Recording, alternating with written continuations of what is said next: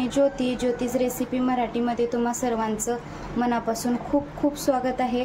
तर आज आपण सांडग्याची भाजी कशी बनवायची ते बघितलेलं आहोत या व्हिडिओमध्ये। अप्रतिम दिसत आहे, चवीलाही खूप छान लागते, चपातीसोबत किंवा भाकरीसोबतही खाऊ शकताय। याचा शॉर्ट व्हिडिओ मी अगोदर अपलोड केलेला आहे, पण डिटेल्समध्ये रेसिपी मला शूट करायची होती म्हणून आज मी हे तुमच्यासोबत शेअर केलेलं आहे। बघू शकताय, अप्रतिम दिसत आहे सांडग्याची भाजी। कोण वडही म्हणतं, कोण सांडगे म्हणतं, आमच्या इकडं तर सांडगेच म्हणतात त्याला। तर बघू शकताय मस्त अशी सांडग्याची भाजी आता आपली रेडी आहे। डब्यालाही सकाळ सकाळच्या देऊ शकताय तुम्ही, मस्त लागते। चला तर सांडग्याची भाजी कशी बनवायची ते बघूया। तर आज आपण सांडग्याची भाजी कशी बनवायची ते बघणार आहोत। त्याला सांडगे बोलतात, कोण वड पण म्हणतं, कोण सांडगे म्हणतं। बघू शकताय असे सांडगे आपण सगळ्या डाळी मिक्स करून उन्हाळ्यामध्ये करून ठेवतो, तर पूर्ण वर्षभर वापरतात हे सांडगे म्हणतात त्याला। तर ह्याचीच आता आपण भाजी बनवणार आहोत। तर ती भाजी कशी बनवायची ते बघूया चला।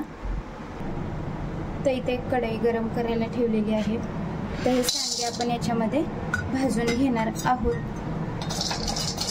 तर थोडंसं तेल टाकायचं आहे, एक चमचाभर, आणि मग याला भाजून घ्यायचं आहे। हे बघा, डाग पडेपर्यंत आपल्याला भाजून घ्यायचं आहे याला। बघू शकताय हलके डाग पडलेले आहेत। आता आपले सांडगे भाजून झालेले आहेत। आता याला मी थंड करून मिक्सरला एक एक सेकंदावर फिरवून घेणार आहे, म्हणजे मोठंच आपल्याला फिरवून घ्यायचं आहे। जास्त बारीक करायचं नाही याला, कारण जास्त बारीक केलं की मग भाजीचा गाळ होतो, एकदम अशी घट्ट बेसन झाल्यासारखं होते भाजी ही। तर तसं न करता एक एक सेकंदावर मोठं पिसून घ्यायचं आहे थंड झाल्याच्या नंतर। आणि आता मी कढई परत तशीच ठेवलेली आहे, गॅस मी बंद केलेला नाही। आपण तडका देऊन घेऊया सर्वात अगोदर। तर इथे मी आता तेल घालत आहे,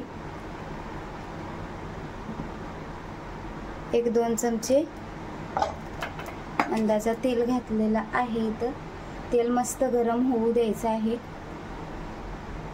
तेल चांगलं गरम झालं की त्याच्यामध्ये मोहरी टाकायची आहे आणि कढीपत्ता। आता इथं कांदा टाकून घेत आहोत। कांदा मी 2 कांदे मोठे चिरलेले आहेत, कापून घेतलेले आहेत। तर जास्त कांदा असला की या भाजीमध्ये चव छान येते या भाजीला, तर शक्यतो कांदा जास्त घाला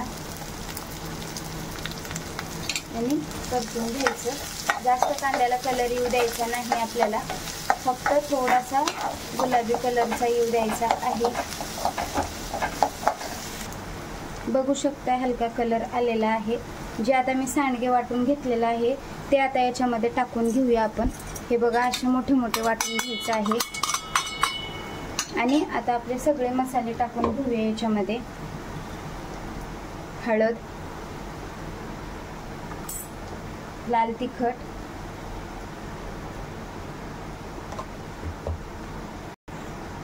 आणि हा काळा मसाला आहे, हे पण याच्यामध्ये टाकून घेऊया। मीठ पण याच्यामध्येच टाकून घेऊया आणि एकजीव करून घ्यायचं आहे। हे बघा, आता आपण याच्यामध्ये पाणी घालून घेणार आहोत।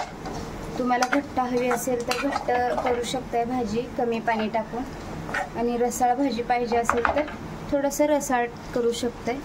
तर आता आपण याच्यामध्ये पाणी घालून घेऊया। हे बघा, आता याला शिजवून द्यायचं आहे। 7 ते 8 मिनिट याला मस्त अशी शिजवून घ्यायचं आहे। बघू शकताय मस्त असं सांडग्याची भाजी दिसत पण आहे। शिजल्यावर आणखीन चव वाढेल, वास तर सगळ्या घरात दरवळेल। बघू शकताय मस्त भाजी शिजत आहे।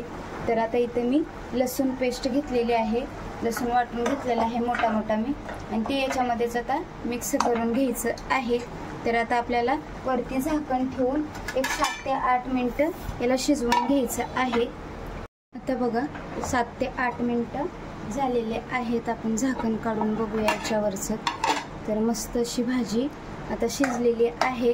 थोडासा मधला खडा एक काढून बघायचा असा आणि दाबून बघायचं की आपली भाजी शिजली का नाही. मऊसूत लागलं की आपली भाजी समजून जायचं शिजली. तर आता इथं मी शेंगदाण्याचं कूट टाकत आहे थोडंसं, 1-2 चमचे. ही आता आपली भाजी रेडी आहे असंही म्हणू शकताय. मस्त असं दिसत पण आहे. भाजी तुम्ही चपातीसोबत किंवा भाकरीसोबत वगैरे खाऊ शकताय. वरनं थोडीशी कोथिंबीर टाकायची. व्हिडिओ कसा वाटला नक्की कमेंट्स बॉक्समध्ये सांगायला विसरू नका.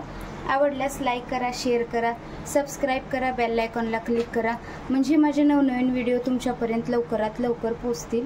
धन्यवाद.